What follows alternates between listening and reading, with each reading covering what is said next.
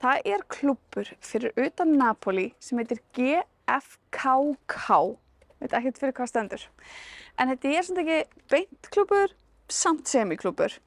Þeir kalla þetta spa og alltaf ef maður sér spa og privé, P-R-I-V-J,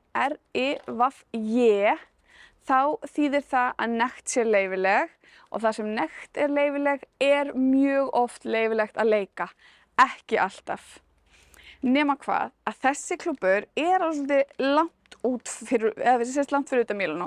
Þú getur tekið lestanga, hún gengur ekki alltaf og getur lent í eins og ég, ekki fundið hana og mist af henni og þurft að taka leigubíl.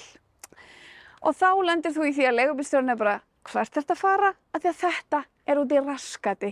Þetta eins og sem bara eitthvað pingulítill smábær og þetta fyrir utan smábæinn. Þú veist, í iðnaðarhverfinu fyrir utan smábæinn. En þú væri bara að fara að keyra upp í Borgarnes nema þú myndir beygja út og fara hjá okkur bóndabæ eða eitthvað. Þú veist, þetta bara allavega. Þannig að þarna þú eltir bara eitthvað svona, ferð eitthvað moldarveg og svo bara svona eitthvað hús. Þú veist, þetta ekkert áberandi fyrir utan.